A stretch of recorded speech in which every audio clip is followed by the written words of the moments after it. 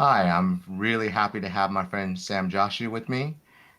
He's formerly with OmniActive. He has a great, diverse global background and in-depth knowledge of the natural products industry and how it works seed to product. He's currently working as an independent consultant to help companies succeed and grow in a variety of areas. You want to tell us a little bit about what you've been up to, Sam? Yeah, for sure. Wilson, good to see you. Thanks for having me on. I guess the inaugural podcast. Yeah, I'm working as an independent business consulting, helping global companies kind of establish themselves through corporate creation and connecting businesses and companies together and, the basics of business development. Really helping international companies, mostly out of India and China and Japan, kind of establish in the US. Which helps me kind of focus on another passion, which is SSCI certification program, which I'm also consulting with. It was really founded to help with transparency, traceability, and most importantly, the quality, so that all of our customers in the natural products industry have a really solid belief and respect for this industry. Because the industry is huge, right, Wilson? You know it as well as I do. It's kind of like it goes from the supply chain, from the seed all the way to the shelf, and we're all kind of brothers in this world, so it's kind of fun. So that's what I'm doing now. Yeah, definitely, definitely. I just remembered our first meeting, definitely, we vibed right away. And we're just talking about how many people are in the supply chain, even from just the grower to the exporter or the importer, right? And we're just talking about how to get the information into SSCI on the raw material side of things. And God, what we identify, I think like just in the beginning part of it was 7, 8 things. And I think at Yeah. a macro view over the whole supply chain, we identified at least 14, 15 links in a couple Oh of yeah. minutes. Oh I yeah. think what we said was like there's government regulators, the seed providers, the Yeah. growers. What else do we have? We had aggregators who bring all the materials together, which goes to the processors who either make the extracts or the powders and stuff, which sends to a trader, right? And I think that's kind of where it kicks off. Where does it go next? And I think, then once it gets to the part it's packaged and ready to go, we got logistics, then we got the other country, the importing countries, regulatory requirements, then you got the importers, manufacturers, and then it's your favorite people. The manufacturers, right? The contract manufacturers who Yeah. really have a lot of burden on their shoulders, because the brands are expecting a lot out of them. The marketers, and then there's distribution and networks as well. And they supply over to you. Deal with them all the time. Yeah, and then we finally got the retailers, consumers, and there's so many more people. We can go like on for hours about, we've gotten to the nitty gritty, everything from education to R&D to sustainability. But let's talk about since we gave everyone a overview of the global herbal supply chain. Let's talk a little bit about what are some trends or things you're seeing that make just-in-time ingredient sourcing harder to secure these days. What are you seeing out there? It goes beyond, and we're all seeing on the front lines right now. It's transport, right? Whether you're trying to get materials from China and Vietnam or India, and you're trying to get them into Europe or the United States or Canada, it's really hard, right? There's a shortage of vessels, there's a shortage of containers. Rates we've seen go insanely high. I saw a container quote the other day for $32,000 for a container, and From where? that was coming in from China. Yeah, easily seeing him in the 20,000s, early high Yeah, low 20s is nothing right now. yeah. Um, you know, it's the cost of the crops, right? You have people who are hoarding certain products, which are increasing the cost of those crops before they even get to the processing. The cost of the regulations. There's more and more bars to get over, right? The cost of the labor. You have labor shortages, right? Um, in different parts, you have weather conditions which are either wiping out crops or making it hard to kind of grow things. Um, Yeah, I think, the growing thing is, and labor is definitely an issue. It's throughout the world. I haven't heard a place that we touch, whether it's Europe or China or the US where labor isn't a main issue. It's really shocking that it seems to be a global issue and no longer a localized issue because of COVID. Yeah. Yeah, no, you're absolutely right. And, I don't see that changing for a while, to be honest. Just like the transport thing, I don't see that changing for a while. I think labor and, all these seasonal weather changes are all there. They're going to be with us. So, And I think, the one thing that we talked about is also is, just in time also makes it really hard because now, because of the increased regulatory bar or burden and the testing that we have, implemented, throughout the industry in the last 5 to 7 years, what are you seeing, how is that impacting, this just in time model of, you have to actually go clear and qualify the material, and that, labs are behind too, right? labs are behind. Everybody's behind, right? Even authorizations to bring into countries, right? They're all behind. You have regulatory groups like the FDA and EFSA. They're behind, right? So it slows down the entire process. And yeah, they use external labs, but in some cases they have to sign off on this stuff. So it just puts everybody in a position to say, okay, how do we get around this? What do we do? It is hard. It's a definite hard thing. I But think so. go ahead. No, I think, you're absolutely correct. It's days, extra days and unplanned days that these delays lead to, which means that you miss your manufacturing window and other things need to jump on the line. I have heard even some contract manufacturers say, first come, first serve, whoever can get everything to us, or we have everything so we can start the engines cranking in production, that they'll do that first, is, because they can't coordinate everything to get there on a timely fashion. And so that's sort of puts a burden on manufacturing, whether it's contract or in-house. Yeah. No, you're right. The kitting aspect, right? It's there's gaps, and a lot of people, you're absolutely right. They're saying that. I've heard that. They're like missing two things out of the whole kit, right? And it's like, they can't proceed. And I get it, right? We all get it. You're not going to go change your formulations because they're missing things. So, unfortunately, you start scurrying and try to fill those gaps any which way you can. I saw a major brand switch from white caps to orange caps because of a lid issue. So it's beyond ingredients.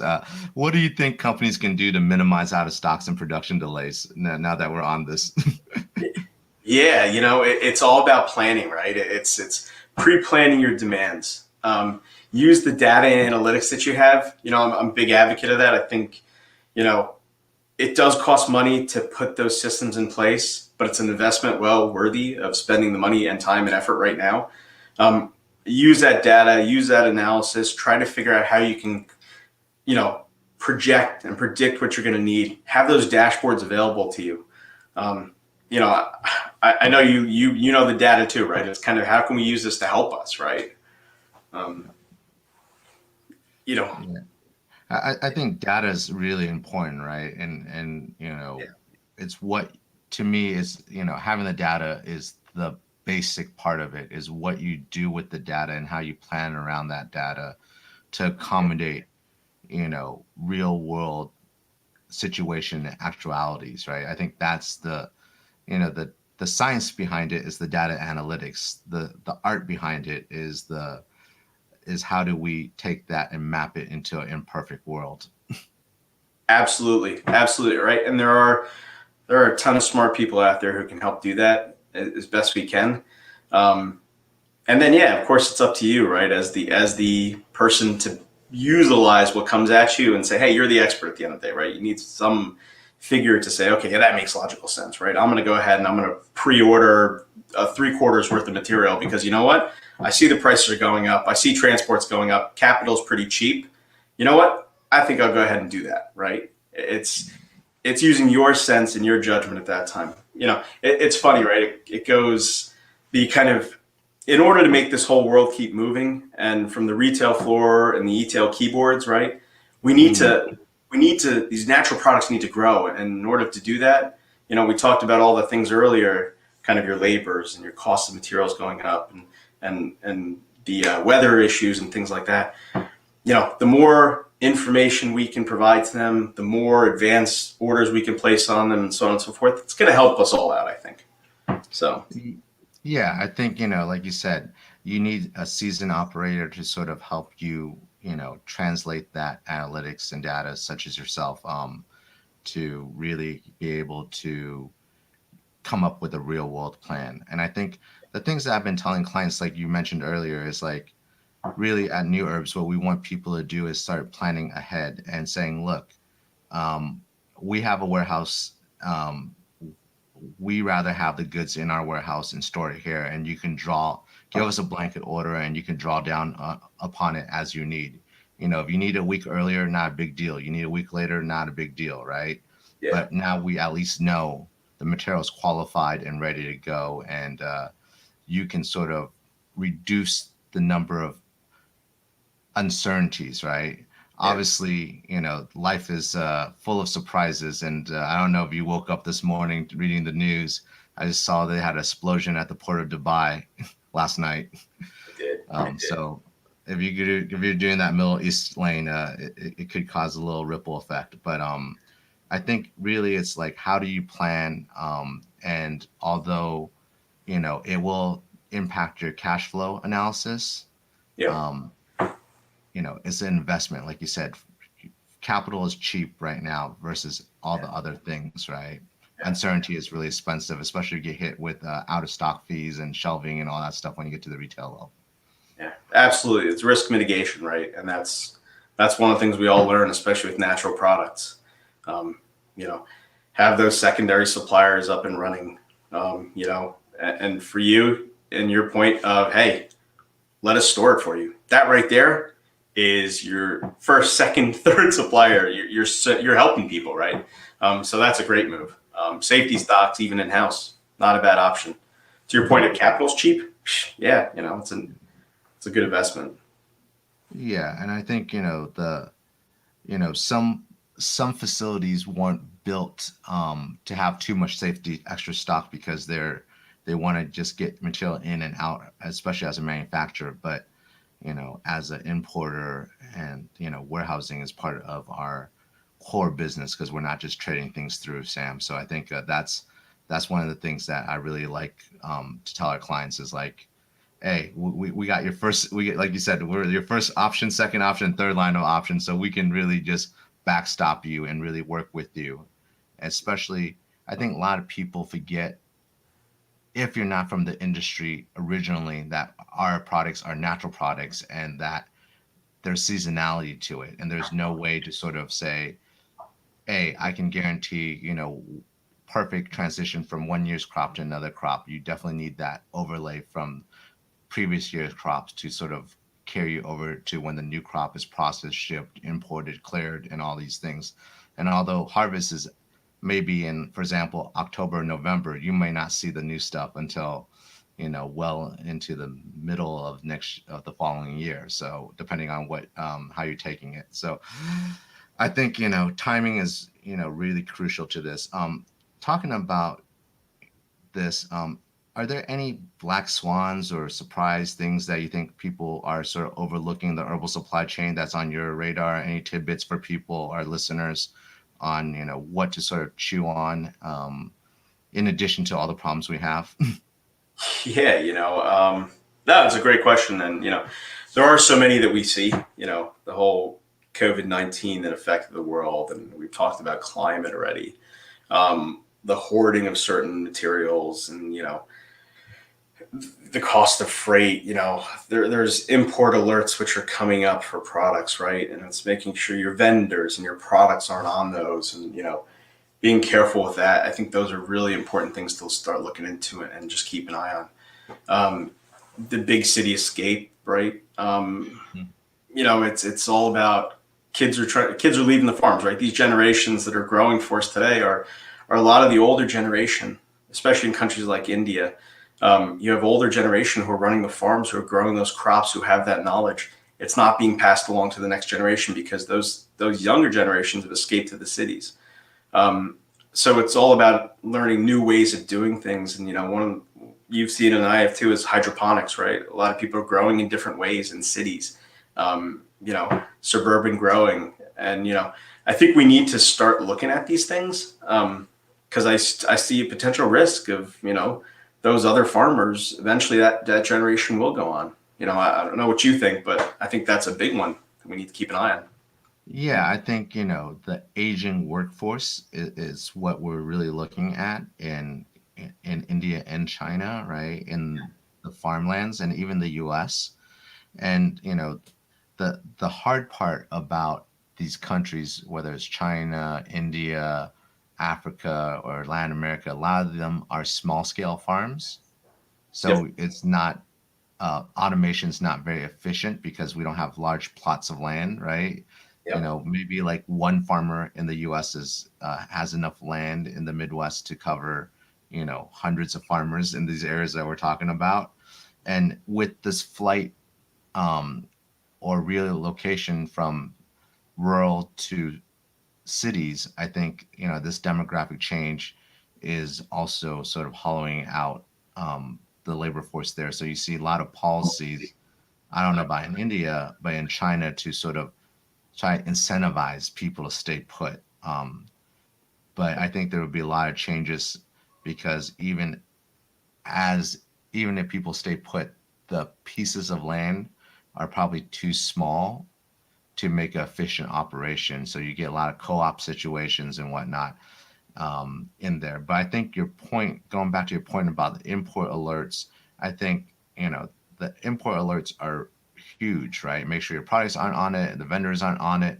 And also, I think the other thing is that, I don't know if it's on your radar. It was really interesting, and I want to keep eye on it, that the FDA recently used an import alert to address an NDI situation. And saying like, other producers of quote unquote the same ingredient can't bring that ingredient in because they don't have the proper paperwork and didn't go through the proper channels. So I think, there's import alerts may come to a lot higher level of importance. And I also think as the FDA is back in inspection mode, one thing, Sam, I'm seeing is now where the rubber meets the road on FSMA, on the Food Safety Modernization Act, Yep. and the Foreign Supplier Verification Program. I think a lot of people that were importing ingredients for themselves in a small manner, I don't want to say small, I should say, I don't want to make it seem like it's derogatory, but Yeah. there is so much paperwork and compliance that comes along with this. I think that's another part of the industry sort of people aren't really aware of. It's like, is your supplier, is your channels of getting these ingredients ready to meet these regulatory hurdles and compliances? Yeah. No, you're absolutely right. And I think, during this whole, we'll call it year and a half, right? There's been a lot of just everything's kind of been not there, right? It's been missing out of our lives. The regulation's been there, but nobody's come to check on you. And, audits have been unfortunately being done virtually and stuff. And I think a lot of things have some people have gone lax. I would agree with that statement, right? Yeah, I agree with you. I think it's gonna hit, right? Sooner or later. It's gonna all come back. It all does. Well, thank you for your time, and hopefully you have a wonderful weekend. And thank you for being the first guest on the show and helping get this launched. Appreciate it, Sam. Too, Wilson. Thanks. It was good, and enjoy the weekend. Yeah. You too. Bye. All right. Catch you later. Bye.